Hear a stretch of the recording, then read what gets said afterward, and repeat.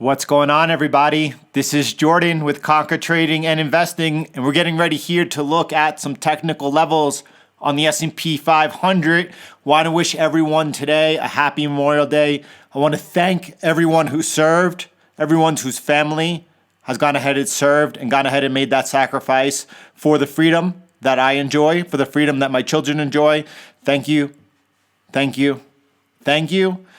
All right, we could see here on the S&P 500 that we took out some important resistance today at 29.72. You could see prices rising up steadily. That is now flipped to support. Let me go ahead and draw that in. Now, before I get into what the next move here on the S&P will be, because it is a holiday, we have the opportunity to go ahead and look at some macro. I'm going to look at the most important question that I'm asking myself, and that is whether or not we are going down deflationary or inflationary.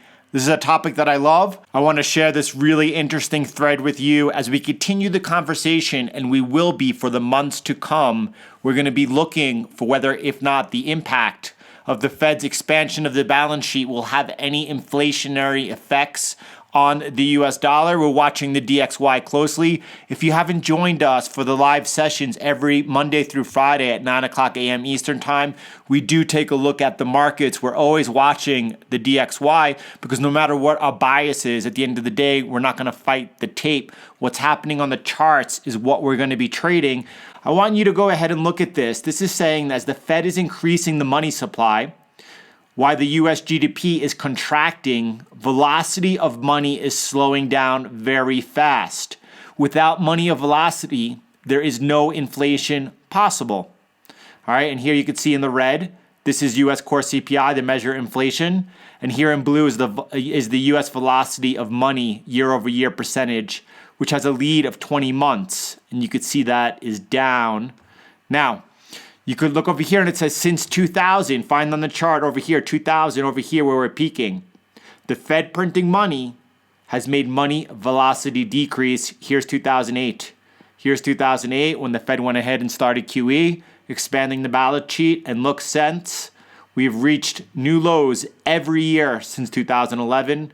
And right now we are sharply falling down. Now, central banks have been busy, right? All central banks. But if the money doesn't go to the right places, it does no good for the economy. Here is actually the increase of the combined balance sheets of central banks. This is in US, billions of dollars. And you could see, obviously, right now it's going parabolic up. Here you could look that it's not only the US that is seeing that decline in velocity is happening all over the world. Here it is in the US, here in Europe. And then in Japan and China as well, we are seeing that declining velocity of money. Now, as a result, it should take a while for global inflation to pick up. Now, be aware the reason that we are always watching for the possibility of inflation picking up, because as inflation gets started, it goes it gets out of control really quickly. All right, so we want to make sure that we're always on the right side of the trade. We want to be aware of when that switch is happening, even though it's not happening right now. Now the question comes up: Does this ruin the risk of leading to a sudden turnaround of inflation? If they ever manage to flip the money velocity back upwards in a significant fashion, and the central banks are trying. Right? They keep trying, and deflation just really, they can't overcome it. With a massively increased money supply, seems like the equivalent of unclogging a hose with a lot of pressure build up. Like as soon as you unclog that hose and all that water pressure releases, it bursts through. Is that what's going to happen with inflation? This was a comment, and then you see that Raoul Pal, he weighed in and he said that he thinks demographics, which are declining, and all the debt makes it impossible. So Raul is obviously in that strong dollar camp. He believes that we're going to see the US dollar wrecking ball take place. And he notes that even with all of this money being printed, that he think that because of the waning demographics and the debt that just keeps increasing, that's going to be impossible. And that could be the case, but do expect this to continue upwards And this might even continue upwards in a straight line depending on what happens this year, right? This is before we get into any type of MNT, modern monetary theory, before things like infrastructure is being built within the US and they're using debt to finance that, and or free healthcare and or free education for all, right? What we're looking at right now is if there are any further weighings on the economy, such as further resurgences of the virus and or lockdowns, and therefore more stimulus, we can see rapidly the central bank's balance sheets increasing even as early as this year.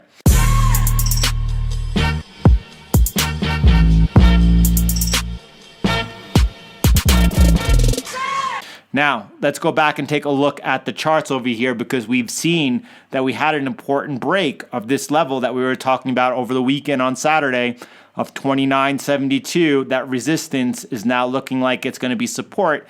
Now, it hasn't been tested yet. Before I lay out what our plan is going into this session, I want to show you something over here. I just cloned our trend line. This is our trend line that we're really focused on over here. And if I bring it down, I want you to see right here, right, that same symmetry, it connects this low over here and that low over there. All right, but now I'm going to bring it upwards. And I'm going to bring it up, and I want you to see I want that up a little higher. I want you to see right here it was providing resistance, then support briefly, right? Here again, it was found support. And here again, that was resistance. And then over here is resistance. Watch this line coming up here in the session ahead, as well as we have some light resistance over here at 30.25. Now that's light resistance, but it is resistance. And right now the market is actually looking for a place to come into resistance and then come back down and possibly test that 29.72 broken resistance to make sure that it is support. Now I also want to come up here and just move that line up, because we've seen it actually in multiple places being relevant, right? That big trend line we're watching, I'm cloning it, and then we could see the angle. Here's some possible take profits in the future. Now, we're not going to be looking at this right now, because right now we're looking to establish long positions. But in the days ahead, as we get into a long position, we're going to be looking at a possible take profit into this trend line, which is now resistance, as well as this horizontal trend line this horizontal resistance at the level of 30.96. Now, here's where we're at today, and I want to come back to that with you right now. We did see the big break here of 29.72. Obviously, quite bullish. We were talking about Friday's price action. Friday's price action was very, very bullish, right? We saw that in the U.S. session, we shook off red futures and flipped that and ended up closing strong. Now, this was done, right, on a holiday. This was done with very, very, very low volume. Is it possible that this move is completely faded overnight?